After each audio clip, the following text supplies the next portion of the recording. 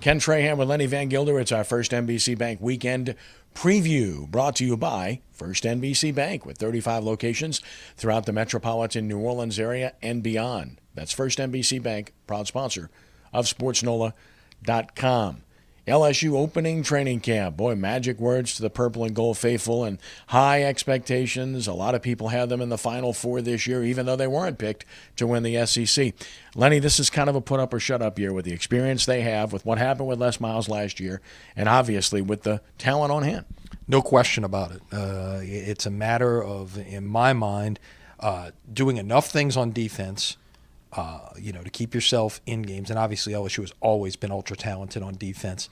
Getting the ball in number 17 as much as possible, but yet at the same time being able to balance things out with some kind of passing game so the opposition is not walking that 8th and 9th guy up into the box to make it more of a challenge to run the football. If you can accomplish those in some way, shape, or form, I think you're right with what you mentioned here with some of these prognosticators. LSU could be in a national semifinal on New Year's Eve, and perhaps a chance to play for a national championship in Tampa. Well, it's real simple. Dave Aranda is one storyline, and obviously they have to be better against the run consistently. But then on offense, it's all about Brandon Harris, as it has been for a long time. It is, and look, you can say whatever you want to say about him, but the fact that he is a returning starter and has all of that experience from a year ago will play a big part in his development this year. No matter how good a guy is, especially at the quarterback position, when you're a first-year starter, you're going to see some things out there, especially when the bullets are live, and you get into game situations that make it a challenge. But now he has seen that for a year, and now let's see how he is as his second year as a starter. And Tulane, of course, convening on Friday with their first practice. A totally different price point here. The good news is the schedule is one they can really navigate. It's not a difficult schedule at all. It's lighter than it has been. Of course, the bad news is a new system, and who are the players? Who's the quarterback? Starting right there, and a brand new offense, and will they assimilate, and will they be able to get anything done on offense? I think their defense can be representative. And look, I'm interested to see. I think the unknown can really play to Tulane's advantage here, especially going into that opener at Wake Forest. You really, you don't know what you're going to see out of this Willie Fritz coach team. Are we going to see more of the Sam Houston type of Willie Fritz offense, or the Georgia Southern type of Willie Fritz offense, or some, hodgepodge thereof?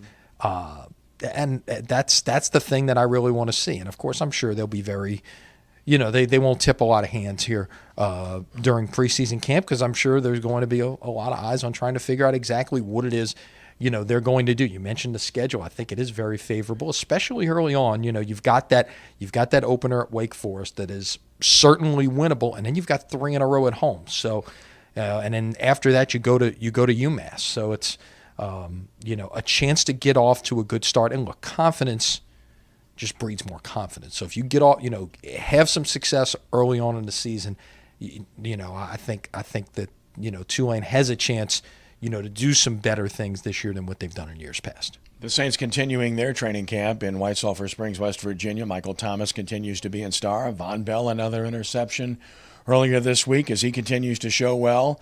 And Sheldon Rankins having his moments. That's good. Certainly getting Keenan Lewis back on the field is important. And things rounding into form a little bit for this team right now, heading into next week when they get a chance to work with the Patriots.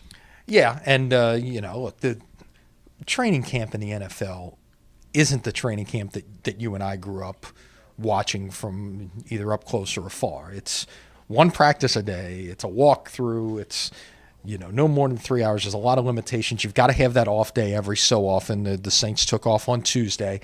They'll have another off day coming up, on the weekend. So it's not what we're, used to seeing. What I am encouraged by, as you mentioned, is how some of these rookies are showing up early on here in training camp, and some promise that maybe, just maybe, because again, we haven't seen them against another team, play a real game of any kind, that maybe, they've hit on some things in the draft this year. Yeah, and you can throw in P.J. Williams as well, who's been impressive, who was a draft pick last year and missed the entire season. NBA, and it's looking more and more like New Orleans could land another NBA All-Star game, which would be the third one in a matter of, a decade. That would be very significant. It would be. And look, I'm interested to see how this whole thing plays out. Don't forget this, and we pointed this out when we had the first report of it a while back. NBA All-Star Game is February 19th unless they decide to change the date somehow before the schedule comes out. But I think we're on the verge of seeing a schedule any day now. I can't imagine that's going to be, there, and that may be part of a schedule announcement as well in terms of where the All-Star Game is going to be played. That's the first weekend of Mardi Gras. Mardi Gras is February 28th this year. Now, we saw this get juggled for the Super Bowl post 9/11. The NBA All-Star Game is not the Super Bowl, but everything takes place downtown. How do you manage that? Do you have to juggle some things in terms of parades, try to lighten up some loads and, keep traffic from being gridlock, or people trying to make their way from the downtown hotels to get to the Smoothie King Center, to get to the convention center, all of those kind of things.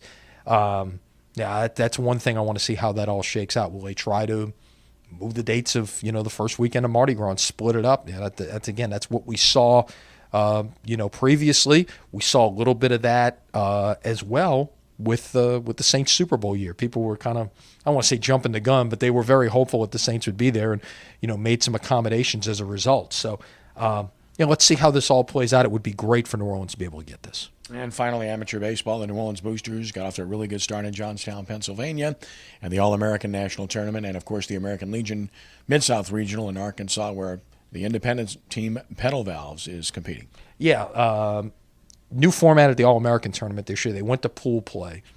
I really don't like it, and the pool play reared its ugly head last night when the home team ended up going 2-1 in their pool and got eliminated by a tiebreaker when they gave up 4 runs in the top of the 9th inning to lose a game. So, New Orleans in the quarterfinals, playing Thursday. Three wins perhaps away from a second consecutive national title.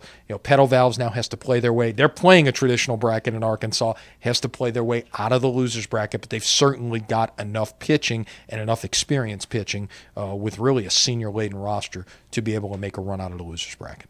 That's our First NBC Bank weekend preview, brought to you by First NBC Bank, with 35 locations throughout southeast Louisiana and into the Florida Panhandle. That's First NBC Bank, proud sponsor of SportsNOLA.com. Lenny, have a great weekend. See you Monday. You have a great weekend as well. Until next week, thanks for joining us, and God bless you.